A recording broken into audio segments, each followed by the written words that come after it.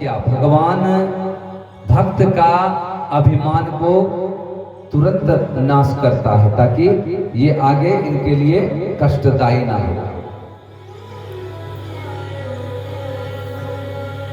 अब नारद जी का भगवान विष्णु से रूप मांगने की कथा का वर्णन आता है। सूत सूत महाभाग व्यास शिष्य नमस्तुते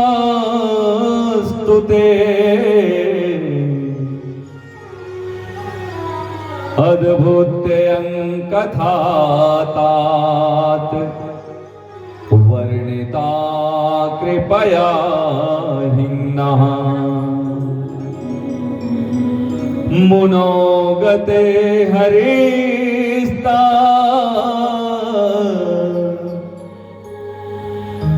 किंचकार ततः परम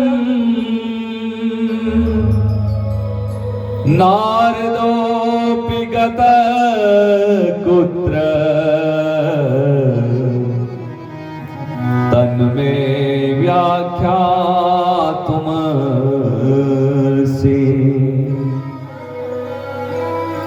नारद जी के चले जाने पर शिव जी की इच्छा से विष्णु भगवान ने एक अद्भुत माया रची।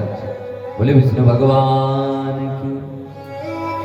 उन्होंने जिस ओर नारद जी जा रहे थे वहां एक सुंदर नगर बना दिया।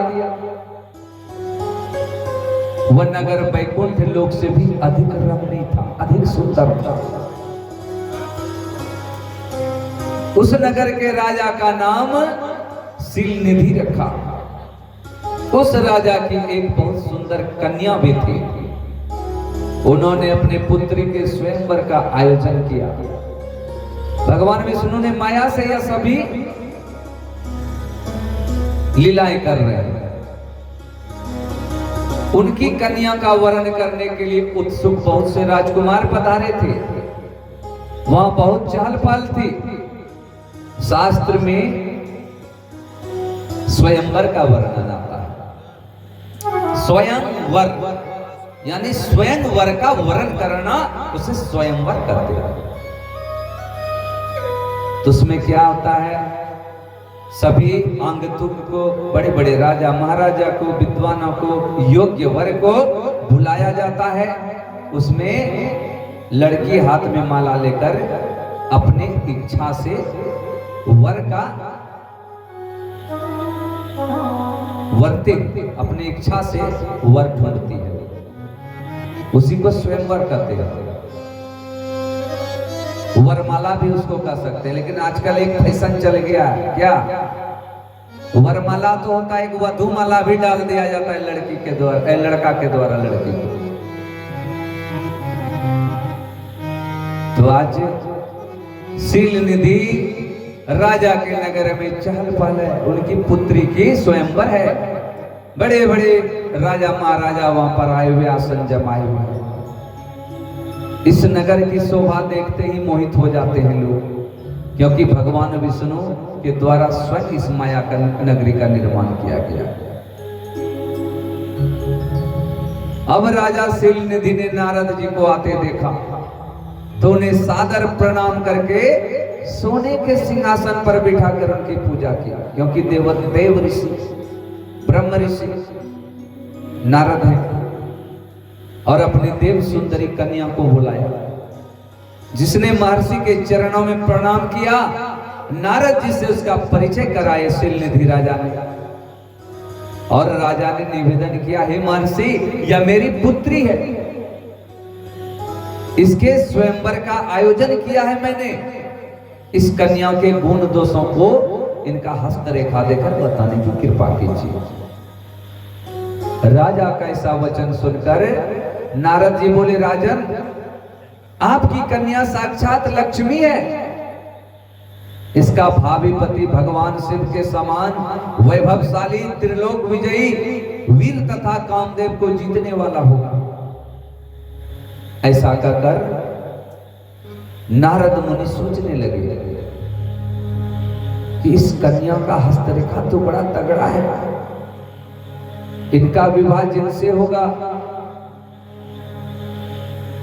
वो तो जगत के स्वामी बन जाएंगे। अगर इनका विवाह मेरे साथ हो जाए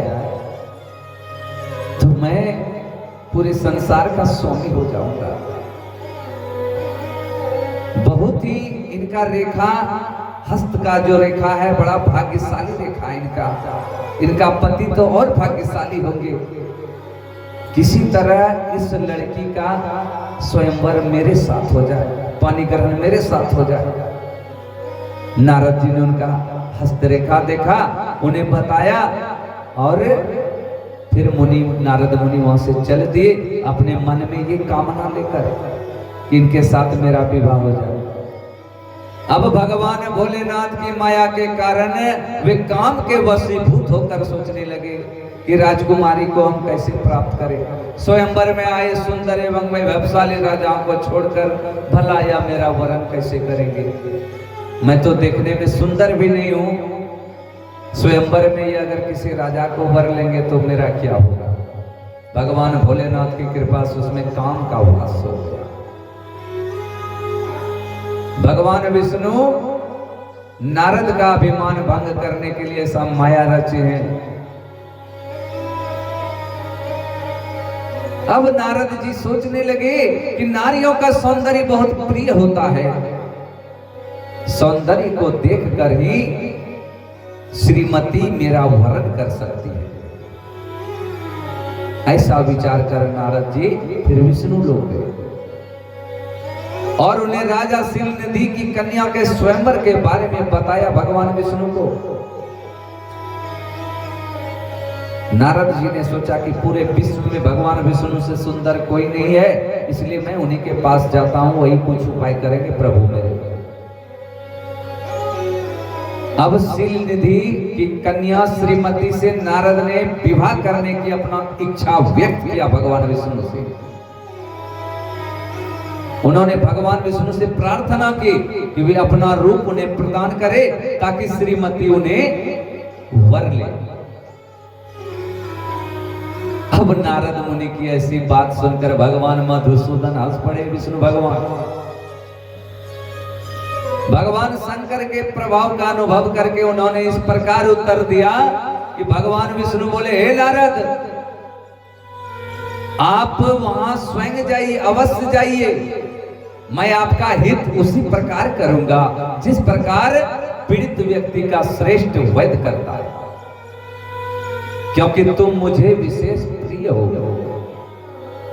ऐसा कहकर भगवान विष्णु ने नारद मुनि को वानर का मुख तथा शेष अंगों को अपना मनोहर रूप प्रदान कर दिया।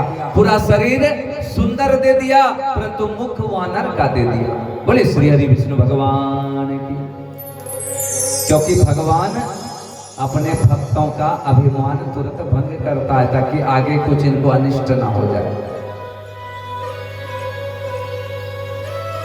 तब नारद जी अत्यंत प्रसन्न होते हुए अपने को परम सुंदर समझकर स्वयंवर में जा पहुंचे और उस राज्यसभा में जा बैठे। उस सभा में रुद्रगण ब्राह्मण के रूप में बैठे हुए थे। नारद जी का वानर रूप केवल कन्या और रुद्रगणों को ही दिखाई दे रहा था, बाकी सबको नारद जी का वास्तविक रूप दिखाई दे रहा था। देखिए भगवान विष्णु प्रभु की माया, सबको उनका रूप वानर का नहीं दिखाई दे रहा था, क्योंकि भगवान अपने भक्त का इंसल्ट यानी बेइज्जती कैसे करेंगे। इसलिए कन्या को वो रूप दिखाई दे रहा था और रुद्रगणों को, भगवान भोले के जो गण गए थे वहां पर। अब नारद जी के मन ही मन प्रसन्न होते हुए श्रीमती की प्रतीक्षा करने लगे कि मुझसे सुंदर इस सभा में कोई नहीं है। श्रीमती जी आएंगे और मेरे गले में ही जयमाला वरमाला डालेंगे। बोले श्री हरि विष्णु भगवान की। अब वह कन्या हाथ में जयमाला लिए हुए अपनी सखियों के साथ स्वयंवर में आई। उनके हाथों में सोने की सुंदर माला थी। वह शुभ लक्षणा राजकुमारी लक्ष्मी के समान अपूर्व शोभा पा रही थी। वो तो खुद लक्ष्मी ही है, तो लक्ष्मी के समान तो होंगे। अब नारद मुनि का भगवान विष्णु जैसा शरीर और वानर जैसा मुख देख वह कुपित हो गई और उनकी ओर दृष्टि हटाकर मनवांछित वर की तलाश में आगे चली गई। अब राजकुमारी आगे जाती वरमाला लेके, नारद जिधर जिधर राजकुमारी जाती उसके आगे में जाके ऐसे मुंडी ऊपर करके कि मेरे गले में डाल दे। उचक उचक कर नारद कन्या के आगे में जाते हैं कि मेरे गले में वरमाला डाल दे। लेकिन कन्या के मन में क्रोध उत्पन्न होता कि ये बानर मुख वाला कौन है, बार बार मेरे सामने आता है। अब वो कुपित होकर आगे चली जाती है। सभा में अपने मनपसंद वर को ना पाकर कन्या उदास हो गई। उसने किसी की भी गले में वरमाला नहीं डाली, किसी की गले में भी नहीं। तभी भगवान विष्णु राजा की वेशभूषा धारण करके वहां आए।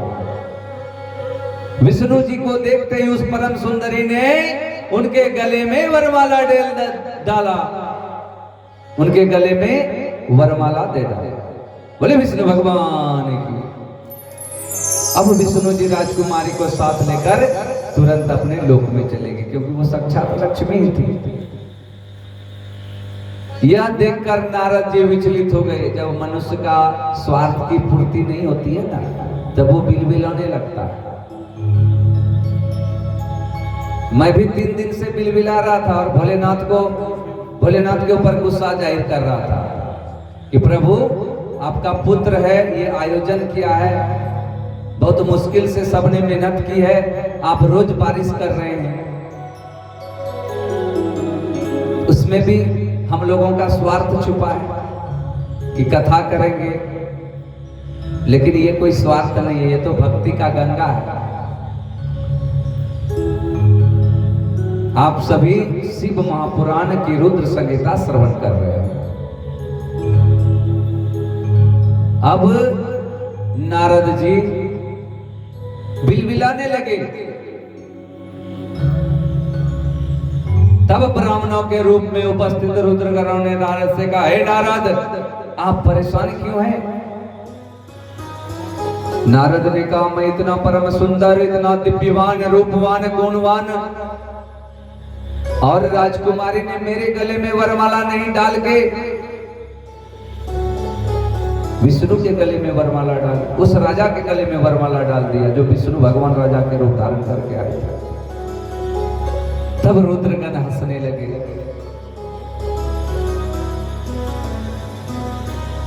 उन्होंने नारद जी से कहा, हे नारद जी, आप नारद हैं, आप व्यर्थ ही काम से मोहित हो, सौंदर्य के बल से राजकुमारी को पाना चाहते हैं। देखिए नारद काम पर विजय पा लिए थे और यहाँ काम के लिए बिलबिला रहे हैं।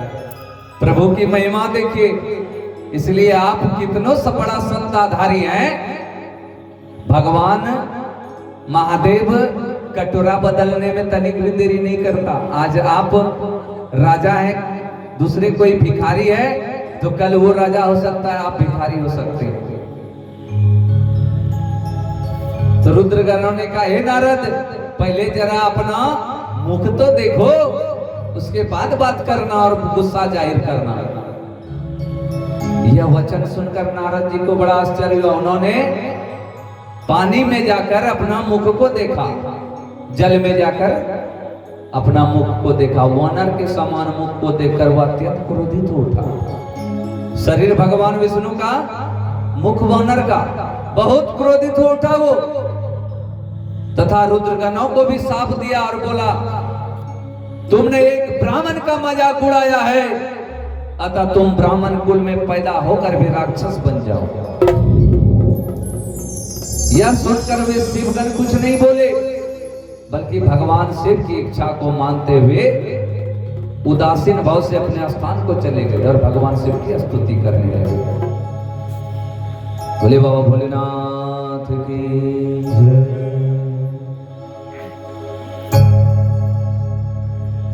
विलंब मत कर।